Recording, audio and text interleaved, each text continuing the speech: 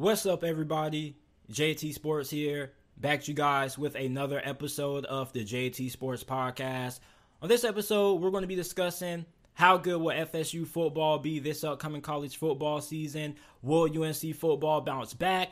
Could Tennessee or Kentucky potentially dethrone Georgia for the SEC East? And who is Alabama's biggest threat in the SEC West this year? If this is your first time listening to the JT Sports Podcast, welcome. I appreciate you for tuning in. Make sure that you follow me on all of my social media platforms. You can follow me on Twitter at JT Sports __ and on Instagram at JT Sports _. Lastly, if you haven't already, make sure that you are subscribed to my YouTube channel, which is JT Sports. Last year, Florida State went 5-7. Now, for FSU fans, you're going into year 3 under head coach Mike Norvell. And you're probably saying, okay, Mike Norvell, you've been here for the last couple of years. We cut you some slack. We understood that this wasn't going to be an overnight rebuild. We understood that this was going to take some time. But now, in 2022, we need you to show us something. We need to at least make it to a bowl game. So how good is Florida State football going to be this upcoming college football season? Now, their over-under win total right now is at 6.5 wins. And I definitely think that 6 wins is the floor for Florida State. I think that the ceiling could be 8 or 9 wins, depending on how much quarterback Jordan Travis develops. We already know that he is a phenomenal athlete. When he decides to tuck the football and run, he's one of the best dual threat quarterbacks in America with his rushing ability alone. However, the knock on him has been his accuracy and how good he is as a passer. Now, if Jordan Travis improves, which I believe that he will, I think that Florida State could end up being really good. And I think they could end up being a little bit better than what people are giving them credit for. And the thing with Jordan Travis is that we already know that he is a great athlete, but he has to be able to throw the football downfield efficiently if Florida State's offense is really going to be able to get things rolling. We know that the run game is still going to be pretty productive, despite the fact that they did lose Corbin to the NFL. You do have Trayshawn Ward, Trey Benson, who is a transfer from the University of Oregon. And then on top of that, we know that Jordan Travis is also going to have a big impact in the rushing department as well. So the run game is still going to be really solid.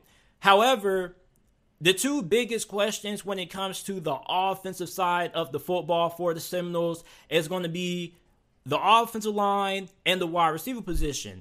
Now, when it comes to the offensive line, this has been a big issue for FSU ever since Jimbo Fisher first left. He left the offensive line in a very bad spot, and FSU has trying to rebuild the offensive line ever since he left.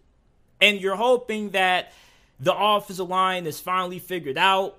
You do have a good amount of pieces there.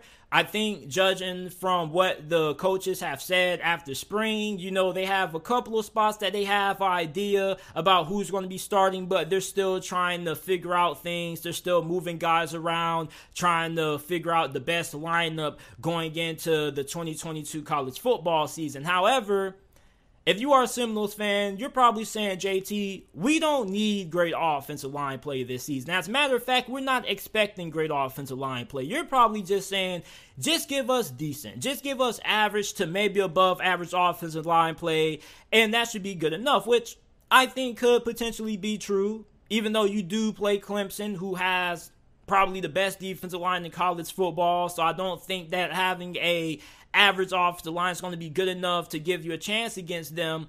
However, when you look at the rest of your competition, I think that your offensive line should be able to hold up if it's able to at least be average. Now, if it's above average, then hallelujah, praise the football gods. But I think the offensive line should finally be able to come around. I think that this probably will be the best offensive line that FSU has had in the last couple of years.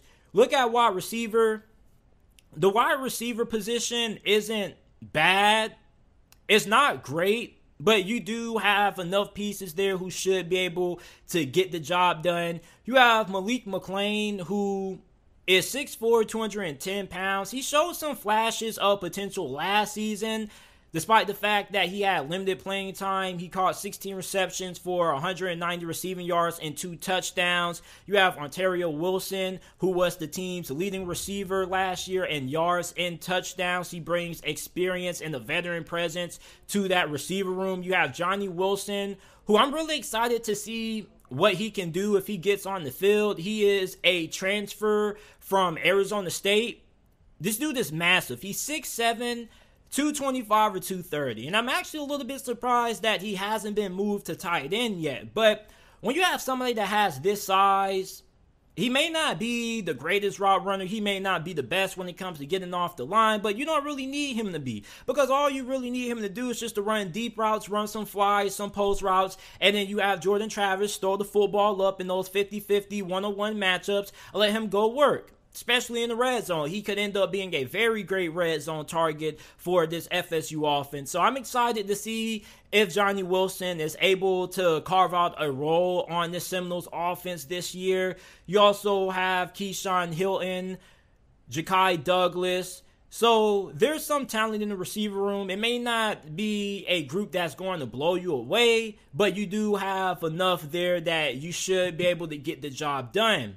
On the defensive side of the football, I think this is going to be where a big question is going to be at, because you lost a good amount of pass rush production. You lost Thomas. You lost Jermaine Johnson, who got drafted late in the first round by the New York Jets. But you do have Derek McClendon. And I think that Derek McClendon could end up being one of the more breakout names in the ACC this year, because remind you that he only had 3.5 sacks last year. He was behind Thomas and Johnson. So imagine what he's going to do with more reps, more opportunities. I think that he could end up having a breakout year where maybe he ends up having 8, maybe 9 sacks. Then your defensive line, you also do have Robert Cooper, Fabian Lovett there. But what has me excited the most about the Seminoles defense are the linebackers. Because I was reading a lot of quotes from Florida State coaches, and every one of them raved about the linebacker room. As a matter of fact, judging from the optimism, this probably is the best linebacker room that Florida State has had. And sometimes you have Tatum Bethune, who is a transfer from the University of Central Florida. He's one of the better linebackers in the American Athletic Conference. You have Kalen DeLoach, DJ Lundy, Amari Gaynor there. So you have a very talented group, a group that has a lot of experience. And I think that this linebacker room is going to be really big in terms of how well this defense is going to play this year. At cornerback, you don't really know. Outside of Amarion Cooper, who also could be in for a breakout season, you don't really know who's going to emerge behind him. You don't really know who's going to be your second cornerback, who's going to be your slot. So those are still things that we have to wait and see how it plays out during fall camp. We also can't forget about safety, Jamie Robinson, one of the best safeties in the ACC. So overall, you look at FSU, and you look at their schedule, right? It's kind of hard to judge just how many games they could win this year, because there's not really a matchup that you can really look at and say, oh yeah, these are games that we are really confident that Florida State should be able to win, outside of their first game of the season. And you get to play Georgia Tech, Syracuse, Louisiana. We pretty much expect them to be able to win those games, but you know, we expected them to beat Jacksonville State last year. We know how that went. I'm not going to keep talking about it because I know you FSU fans want to get that memory out your head. But I think that the LSU game is really big. And I don't think it's a program-defining game for Florida State, but I do think that this is going to be kind of one of those career-defining games for head coach Mike Norvell. Because think about it. LSU with Brian Kelly. I don't think that they're expecting big things right away from him. I think that they're giving him a lot of time. So if he loses that game, I don't really think that he's going to get a lot of backlash. But if Mike Norvell loses, I think that a lot of people are going to start kind of thinking about bringing out the pitchforks. You may start to hear the hot seat talk start to heat up. So if FSU can win that matchup against LSU, I think that it would give them a lot of momentum, because then you go into conference play 2-0, and that game against LSU is pretty big. You get what I'm saying? Regardless of how good or bad LSU may be this season, it's still a very big game because it's really early in the season, and a win there can give you a big boost in the locker room and give you a lot of momentum moving forward. Then you have to enter conference play, and conference play is where things get kind of tricky, because when you look at FSU's schedule, there's not really a game that you can say, oh yeah, JT, like, we're definitely going to beat Louisville, we're definitely going to beat Boston College. Wake Forest, hell yeah, we're going to beat Wake Forest. Like, every single game on the schedule is kind of a toss-up in a sense. That Louisville game, you play them on the road, that could go either way. Boston College is pretty solid, that could be a coin flip. Wake Forest, we know how good they were last season. NC State, Clemson, that 3-game stretch, not even that. That stretch after that LSU game to enter conference play is not easy at all. And then you started off on the road as well, so that's not an easy stretch, man. Boston College, Wake Forest, NC State, Clemson, that's pretty difficult. Now, you do get the luxury of playing Georgia Tech, who many people expect to be one of the worst teams in this conference. I think their over-under win total was only 3.5, so you should be able to win that game. You got to play Miami. Miami looks to be really good this year. And then you get to play Syracuse, Louisiana, and Florida to close out the year. So, for me, my expectation is 7 wins. Anything less than 6 would surprise me, because I definitely think that this roster is good enough to at least win 6 games. They should be able to become bowl eligible. And they potentially could end up winning 8 or 9. As I mentioned earlier, it just really depends on how much Jordan Travis improves as a passer, because I like Jordan Travis, and I actually think that he's going to be in for a really big year. I might end up making a segment about him later on down the road, but for me, 7-5 is going to be my record prediction for the Florida State Seminoles this season. I think in 2023, that could be the year that the Seminoles finally return and they end up starting to really compete for the ACC. But I think for right now, 7-5 is what I'm going to go with. Let me know how you guys are feeling about the Florida State Seminoles going into the 2022 college football season down in the comment section down below. Let's stay in the ACC. Let's go from Tallahassee to North Carolina, the Tar Heels. And we're not talking about basketball, folks. We're talking about football. Will North Carolina bounce back this season? Because last year, they had a lot of hype, a lot of high expectations. You had Sam Howell coming back. A lot of people had this team penciled in as their dark horse college football contender. And if you guys have been listening to the podcast for a while, you guys would know that I was one of the few people who pushed back against the North Carolina hype.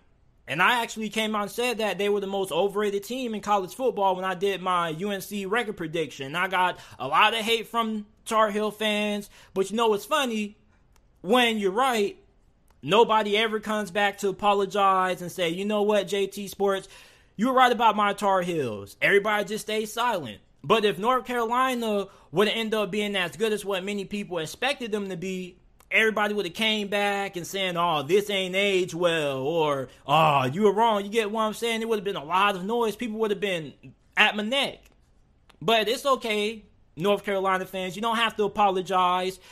You're listening to this podcast and this segment, so that's enough for me. So, Mack Brown enters year 4 with this program. And they went 6-7 last year. And things were really ugly. Really ugly. I mean, Sam Howell in his last year was running for his life. I mean, he had to kind of carry the load in a sense on offense. I mean, it was just a complete mess on the defensive side of the football. It was one of the worst defenses that I've seen in a very long time from North Carolina under Mac Brown. And it's funny because the defense was supposed to be the strong point of North Carolina last season. So there are a lot of questions about North Carolina that many people have going into this season. Now, their over-under win total is at 7.5. So Vegas thinks that they're going to be able to bounce back. Who's going to end up replacing Sam Howell? Is it going to be Jacoby Criswell or Drake May? We don't really know. It's to be decided. Then who's going to emerge behind Josh Downs? Who's going to be their second wide receiver? It looks as if Antoine Green is going to end up filling that second wide receiver role. He had 31 receptions for 612 receiving yards and 5 touchdowns last season. Now, you do have a couple of talented guys who you received from the 2021 recruiting cycle, such as Kobe Paysauer or Paysor. You do have J.J. Jones, who is really big physical wide receiver. He's 6'2", 210 pounds. He has a powerful frame. He's really good at making contested catches. He has good body control, decent athleticism to make some things happen after the catch. Gavin Blackwell, 4-star out of that same recruiting cycle. So there definitely is some good talent there that should be able to have a big impact in this passing game. I'm really excited about Gavin Blackwell. He's 5'11", 175 pounds. He isn't the biggest guy, but this dude has some pretty good route running technique in his game. I'm really excited about how good he is when it comes to being able to get off the line, great separation. He has really good body control. He's really fluent with his motion when it comes to running routes. I just like everything about his game. I'm hoping that he gets some opportunities this year to show what he can do. At tight end, you're pretty set there. I definitely think that the tight end position potentially could end up being a big focal point in this offense if the wide receiver position kind of struggles. Your offensive line, you don't really know, because this was a unit that struggled in pass protection last season. Plus, they also lost a few starters as well. So you're bringing in a couple of transfers. You have some upperclassmen as well, but you don't really know. So fingers crossed if you are a Tar Heels fan that you get pretty good offensive line play. Running back is probably one of the positions on this team that you look at and you don't have any concerns about. They're really loaded at running back. They have 3, 4, 5 guys who are all good enough to start. So the main 2 guys are probably going to be Brooks and DJ Jones.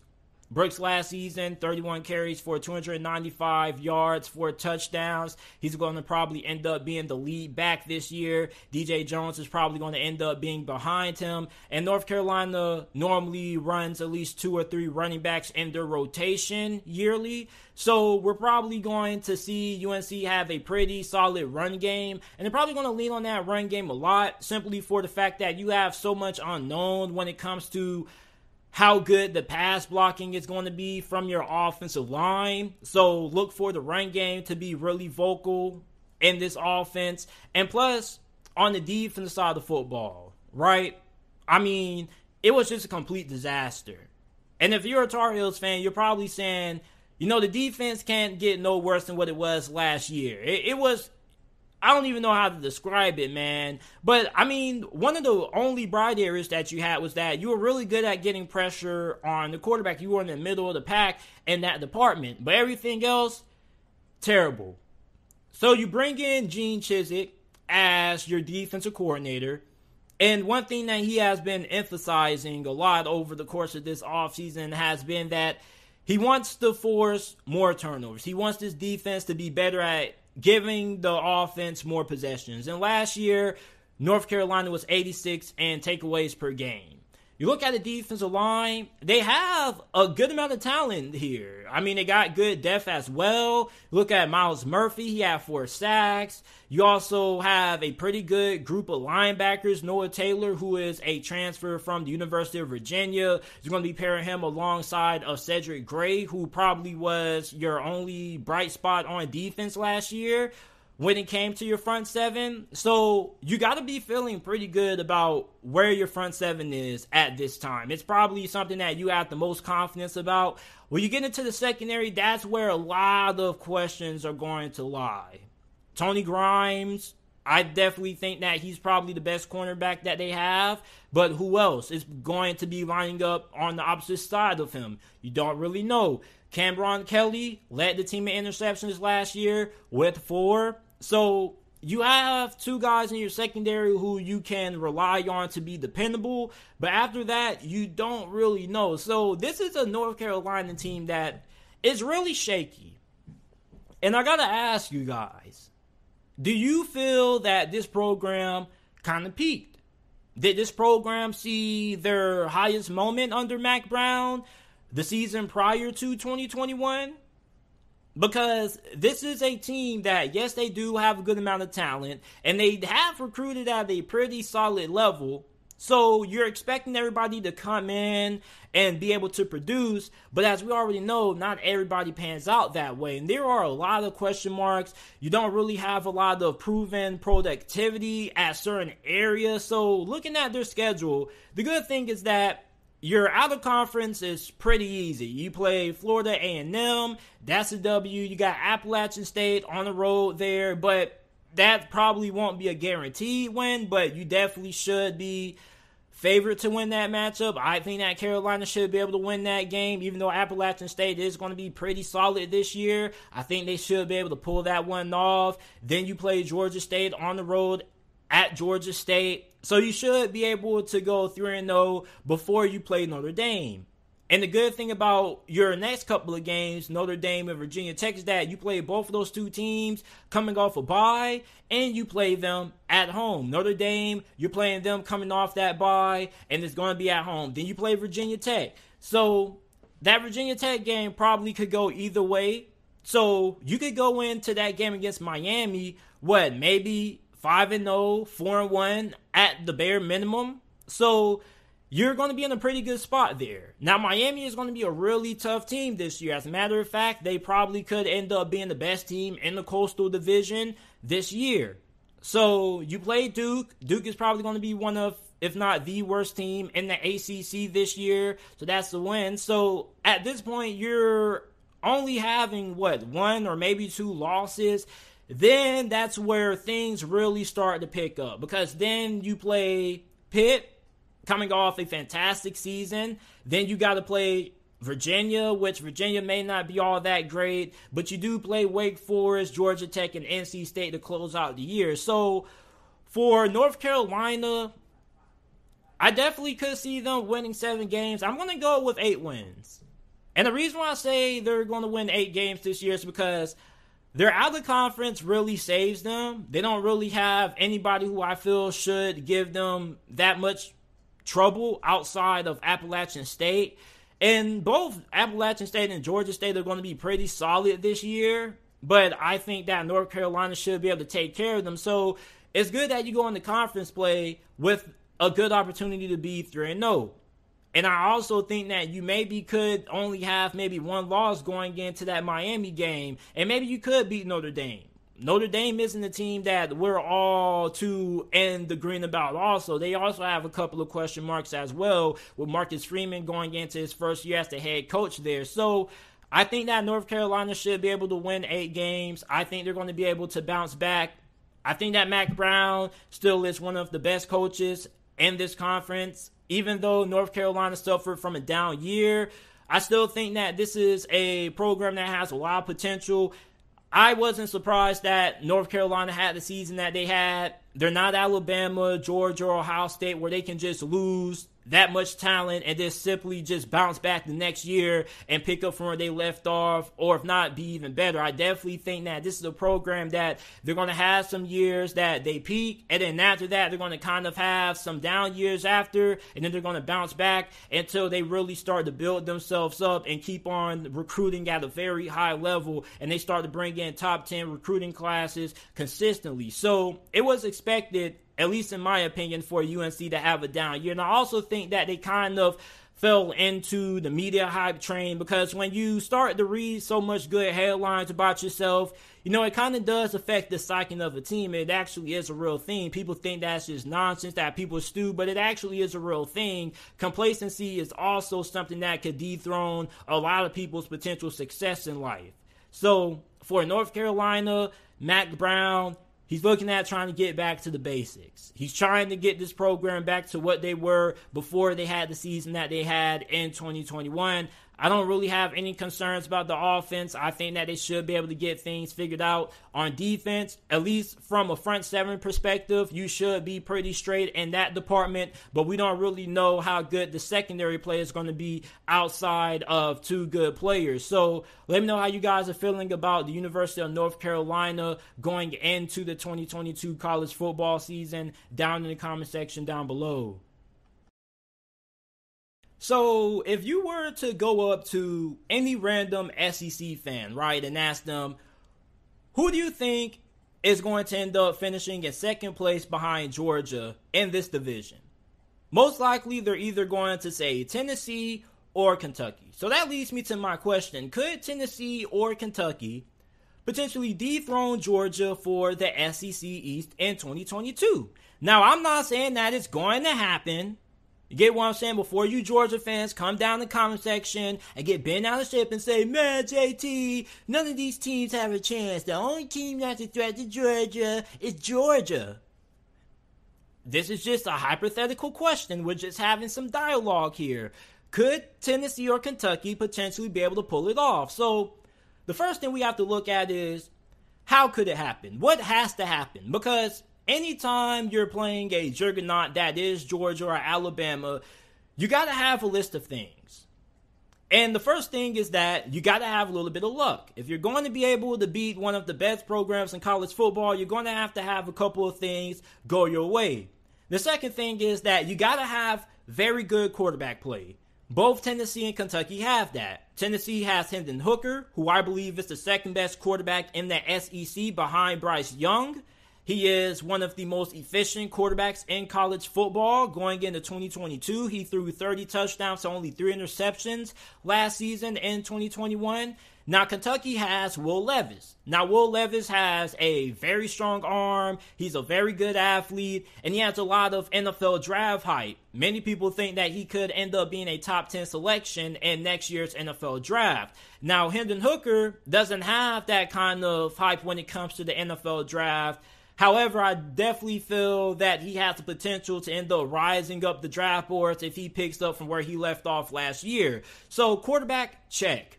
When you look at the offensive line, Kentucky's offensive line has always been pretty good over the last couple of years. And for Tennessee, I think their offensive line should definitely be pretty good as well, because if you're going to have a chance at being able to pull off an upset against Georgia, you got to be able to handle your own up front. On top of that, you have to have dynamic playmakers on the offensive side of the football.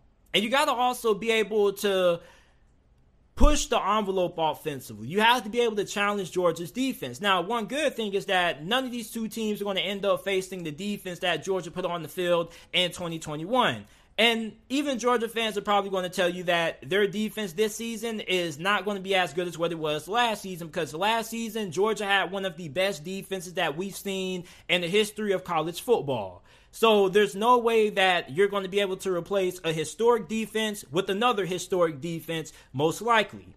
So when you look at Tennessee's offense, I think that Tennessee has a little bit of a advantage offensively, because you do have a good amount of talent that is returning. Meanwhile, for Kentucky, you do have Chris Rodriguez, but you did lose one of your best playmakers in Wan'Dale Robinson to the NFL draft. You also lost another solid receiver in Josh Ali. So you're still trying to figure out, what you have at the wide receiver position. Kentucky also lost their offensive coordinator who left for the NFL. I think he went to the LA Rams, I believe. So they have a new offensive coordinator. They also have a new offensive line coach. But for Tennessee, You have Josh Heupel, who is pretty much the architect of that offense, and the offense really did nothing but get better. So the offensive line should be pretty good. The wide receiver position is going to be very good because you bring in Bro McCoy, who is a transfer from the University of USC. So I think that offensively, Tennessee has the edge. And with the fast-paced offense that Tennessee has, it's definitely going to force Georgia to have to rotate players in and keep guys fresh. Now, for Kentucky, I think they have the edge when it comes to the defensive side of things. I think that their defense is better than Tennessee's, and for two reasons. One, they have more talent than Tennessee on the defensive side of the football. Their defensive line is going to be absolutely phenomenal this year. And if you're going to be able to have a shot at beating Georgia, you have to be able to also be able to push them around on the offensive side of the football, because they always have very good offensive line play year in and year out. So your defensive line has to be able to match up with them very well. And Kentucky may end up having one of the best defensive lines that they have had in recent memory. The only concern about Kentucky really is going to be the cornerback position, because you don't really have that much proven experience there at that position. Now for Tennessee, their defense does have talent, but it's not as talented as Georgia's. Plus, with the style of offense that they play and how fast their offense is, their defense is always going to be at a disadvantage because they're always going to be on the field for a lot of plays. So Tennessee's defense isn't as good as Kentucky's. Going to have to give that victory to Kentucky. So, for me, I think that Tennessee has the best shot at being able to dethrone Georgia. And the reason why is because I believe in Hendon Hooker. The thing with Will Levis is this. He kind of was highly prone to turning the football over last year. He had 13 interceptions. Look at Hendon Hooker. He is smarter with the football, takes better care of the football. He's a better decision maker. So if you're going to beat Georgia, you can't have too many mistakes. As a matter of fact, you can't really have no mistakes at all. So you got to have a quarterback who you can trust to go in there and take care of the football. And I definitely think that Hendon Hooker, if you had to choose between the two, probably would be the quarterback that you want. Because not only are you going to get somebody who's going to make plays for you and keep you in the game, but you also are going to have somebody who's not going to give the game away for you. And another thing is this, that Tennessee's offense, the way they spread you out, it definitely could cause a little bit of problems, because with their offense being more spread oriented, it spreads out the defense, and it also allows them to get the ball out a little bit faster and quicker, make quick reads. Meanwhile, Kentucky's offense is a little bit more traditional, under center, 12, 13 personnel. So then on top of that, I also think with the fact that you have a quarterback that also is a really good dual threat when it comes to tucking the football and running, he's better than Will Levis in that department. Even though Will Levis is not too shabby himself, I think with the dynamic ability that Hendon Hooker has, also when he decides to tuck the football and run, is also going to play a big factor. Because for Tennessee, your offensive line is pretty good. But when you're going against Georgia and their defensive line, there's going to be a couple of times when the play breaks down. You're going to have to be able to make things happen with your legs, extend plays, give wide receivers extra time to get open, or just tuck that baby and run. So I got to go with Tennessee. I think that Tennessee probably would be my pick to have the best shot at being able to upset Georgia and potentially win that SEC East this year.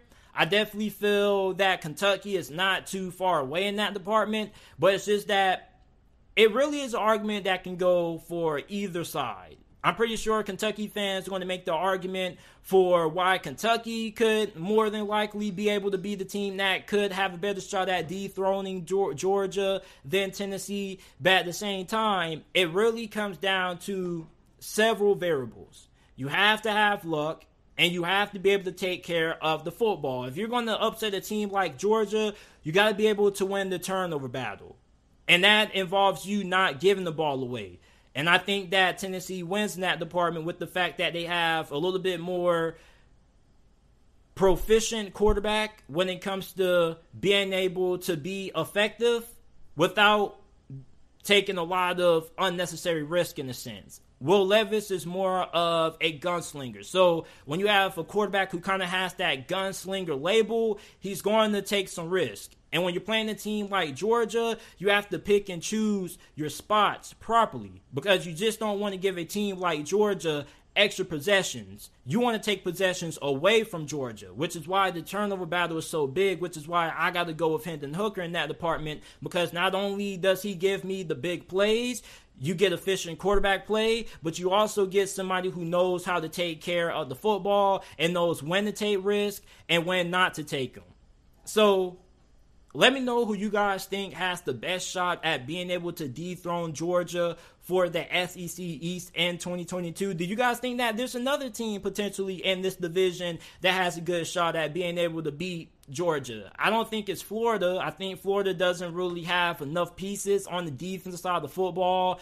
And on offense, they're kind of lacking depth at several positions. But you look at Tennessee, Kentucky, these are the two main teams that many people expect to be challenging for the second place spot in the SEC East. And if you're a Georgia fan, which team do you think has the best chance of being able to pull off the upset against you guys? Let me know down in the comment section down below.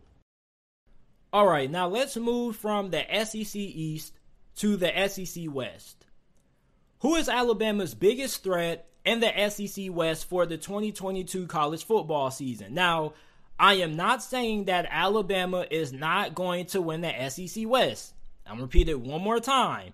I am not saying that Alabama is not going to win the West.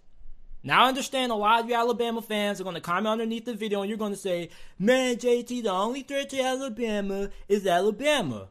What I'm asking is this. If somebody was to come up to you and give you $1,000, and they were to say, you got to use that to bet on any team to win this division other than Alabama, who would it be? Now, if you've been listening to the JT Sports Podcast for over the last couple of months, you would know that I have been really high on Arkansas. And the reason for this is because, for one, you have KJ Jefferson coming back at quarterback. KJ Jefferson not only is one of the best quarterbacks in this conference, but he's one of the best dual-threat quarterbacks in college football.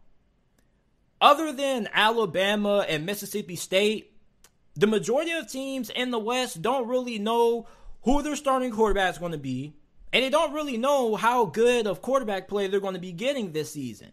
And if you're going to have a chance at beating Alabama or being able to dethrone them, you got to have not only consistent quarterback play, but you have to have consistently elite quarterback play.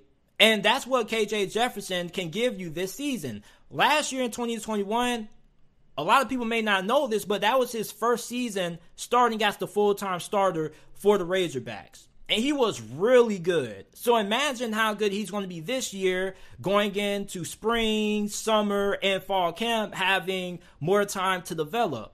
Plus, he's going to be taking snaps behind one of the best offensive lines in college football.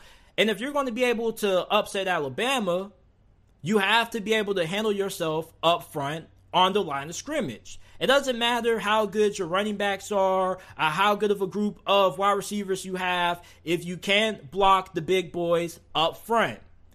Then you have a pretty good group of running backs, and Arkansas is going to be one of the best rushing football teams in college football this year, with the fact that they're off the line so good. You got a good stable of running backs, and you got to account KJ Jefferson's running ability into account as well. Now, the biggest knock on Arkansas is probably going to be their defense and their wide receiver position. Now, outside of Jaden Hazelwood, who is the transfer from Oklahoma, you don't have too much proven production there. You do have talent because Arkansas does have a couple of highly touted wide receivers on their roster. You just don't really know about them because they haven't really proven anything yet. So, on the defense side of things, you have Barry Odom as your defensive coordinator. Now, Arkansas's defense definitely should improve this year. You brought Drew Sanders in from the transfer portal. You should have a pretty good secondary. And let's not forget that Arkansas pushed Alabama to the wire last season. They came really close to being able to upset Alabama. So I think that Arkansas probably would be my pick.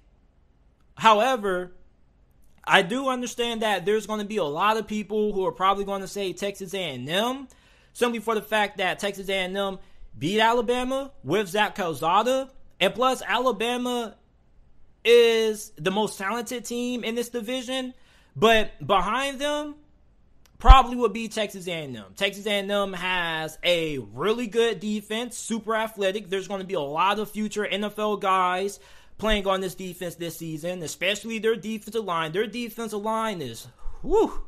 And then their offensive line is pretty good. You have a really good group of wide receivers. Your running back position is going to be great as well. The only concern with Texas A&M is this. We don't know how good the quarterback play is going to be.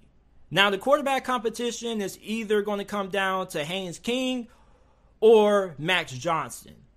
Are either of those two quarterbacks good enough to beat Alabama? Because when Texas A&M pulled off that upset against Bama last year, Zach Calzada played out of his freaking mind. The dude balled out. So are you going to be able to get that kind of consistent quarterback play week in and week out? Because Jimbo Fisher doesn't really have a great track record at producing elite high-level quarterbacks. As a matter of fact, outside of Jameis Winston, who else has he had during his head coaching career who's really been a great college quarterback? Kellen Mond, I wouldn't consider him great, but I would say that he was pretty good. You see, if you're going to have a chance at winning this division, you got to be able to have legitimate quarterback play that is high level on a consistent basis. You can't have inconsistent quarterback play. You got to have elite quarterback play every week. Then you have LSU. I think LSU is the ultimate wild card because with this team, you don't really know what to expect. Now, a lot of people have said this about LSU. You have Brian Kelly, who comes in from Notre Dame, one of the best coaches in college football. Now, LSU does have a lot of talent. They hit the transfer portal really hard. However, you don't know how good the offensive line is going to be. LSU fans are going to say, with the JT, the offensive line is going to be fine. We brought in some guys from the transfer portal. The offensive line also does have a couple of highly touted recruits. We're going to be fine at the offensive line. Okay, but how do you know that? You get what I'm saying? You don't really have any proven production there. And even Brian Kelly even said after the spring, they're still trying to figure things out the offensive line. They're still moving guys around. So even he doesn't really know how good the offensive line is going to be this season. However, you do have Keyshawn Boutte, who probably is the second best wide receiver in college football, or the third best, depending on who you ask. Then you also have a lot of good players behind him. You have a pretty good stable of running backs. The defense does have a lot of talent as well. So if LSU ends up hitting the gates running, and they end up being what Michigan State was in 2021, they definitely, most likely, will be in this conversation. Mississippi State. Mississippi State is really interesting. Because I also think they're probably on the lower end, but they do have a good amount of returning starters. Their defense is also going to be really good. We talk about how good Texas A&M's defensive line is going to be, how good the defensive line of Clemson is going to be. But Mississippi State's defensive line, I definitely think deserves to be in that conversation because they have some dudes on that defensive line. And they have some guys who are probably going to be some high first-round draft picks come the near future. So their defensive line is also amongst the best in college football. It may not be top 5, but it definitely is top 10. So their defensive line is going to be really good. Their defense definitely should take a step up in improvement. And you have Will Rogers coming back this season at quarterback, and he probably is one of the better quarterbacks in this division as well. So the thing about Mississippi State is this. The reason why I want to include them is because I think that Mike Leach's offense has kind of gotten a little bit too predictable. All you got to do is drop 8, and that's pretty much the recipe. So unless Mike Leach can kind of switch things up on offense, which I doubt, you think he would? You get what I'm saying? You think he would try to add some extra wrinkles there, but I don't know, he's kind of stubborn. I love Mike Leach. I think Mississippi State is going to be a good team, but I don't really think they have a legitimate shot of being able to push Alabama unless they can prove that they're capable of being able to switch things around on offense, kind of be a little bit more predictable. And they don't really need to change things up schematically, or they don't really need to change the kind of plays they call. Really, all they just need to do is just run the football more, be a little bit more balanced, because then if you can be a little bit more balanced, it brings a different element of unpredictability to your offense. It will really help you out. So I really think that the two teams that could compete and potentially win this division could be Arkansas or Texas A&M. Ole Miss, I think they're going to have a little bit of a down season. They lost a lot of talent.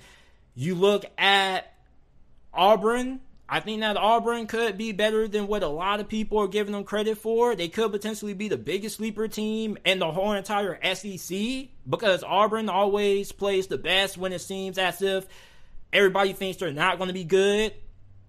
But I don't really think they're going to be able to challenge for this division. So my two picks are Arkansas, Texas A&M, and LSU probably is the ultimate wild card. We don't really know what to expect, but Alabama is most likely going to win this division.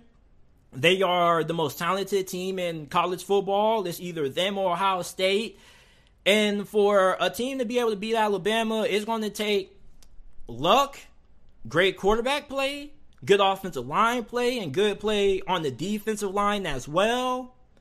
And you're also going to have to make sure that you're able to minimize turnovers. You're going to have to play mistake-free football, and you're also going to have to be able to cause some turnovers as well. So let me know who you guys think could potentially challenge Alabama in the SEC West, who you guys think is Alabama's biggest threat in the SEC West for this season. Thank you for listening to this episode of the JT Sports Podcast. Remember that every video that's uploaded on the channel is available in the audio format on every single podcasting platform.